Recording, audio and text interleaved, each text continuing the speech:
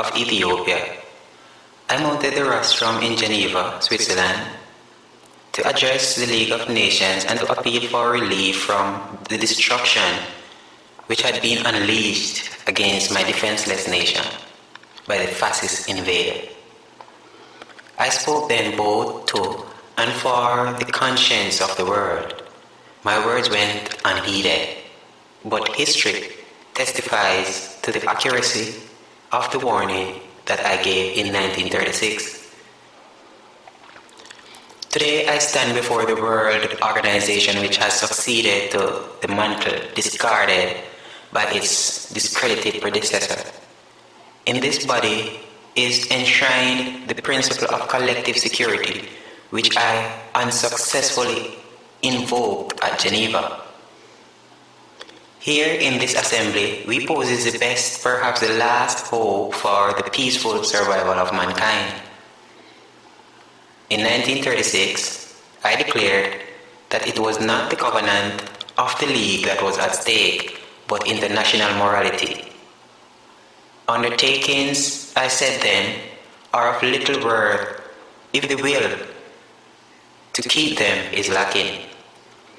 The Charter of the United Nations expresses the noblest aspirations of man: abjuration of force in the settlement of disputes between states, the assurance of human rights and fundamental freedom for all without distinction as to race, sex, language, or religion, the safeguarding of international peace and security.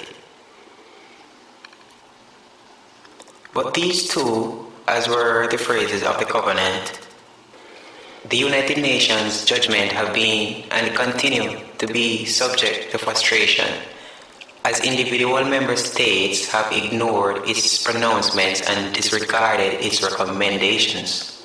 The organization's sinews have been weakened as member states have shrinked their obligation to it.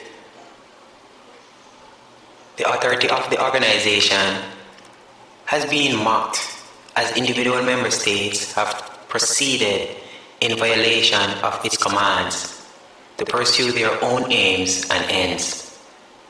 The troubles which continue to plague us virtually all arise among member states of the organizations, but the organization remains impotent to enforce acceptable solutions as a maker and enforcer of the international law.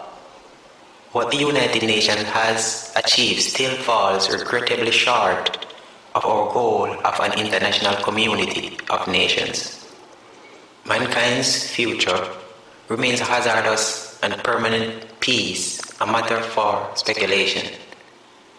There is no single magic formula, no one simple step, no words, whether written into organizations' charter or into a treaty between states, which can automatically guarantee to us what we seek.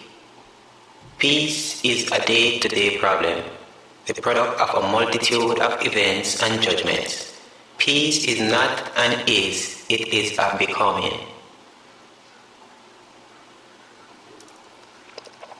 I would mention briefly today two particular issues which are of deep concern to all men: disarmament and the establishment of true equality among men.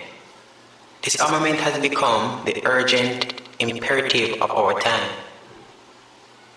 I do not say this because I equate the absence of arms to peace, or because I believe that bringing an end to the nuclear arms race automatically guarantees the peace, or because the elimination of nuclear warheads from the arsenal of the world will bring in its wake that change in attitude requisite to the peaceful settlement of disputes between nations.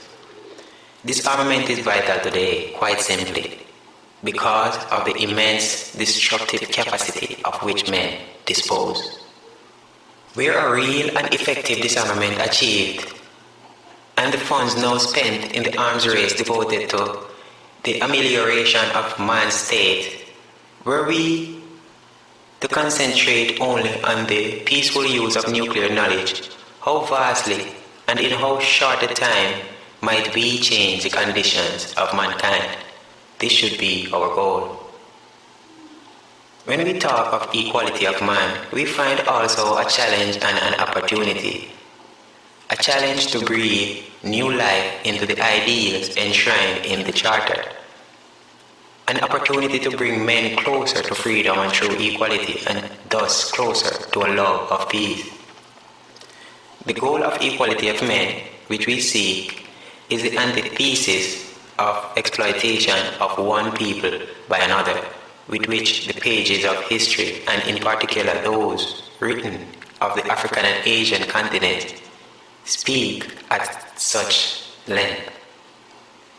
Until the philosophy which holds one race superior and another inferior is finally and permanently discredited and abandoned, that until there are no longer first-class and second-class citizens of any nation, that until the color of a man's skin is of no more significance than the color of his eyes, that until the basic human rights are equally guaranteed to all without regards to race, that until that day, the dream of lasting peace and world citizenship and the rule of international morality will remain but a fleeting illusion to be pursued but never attained.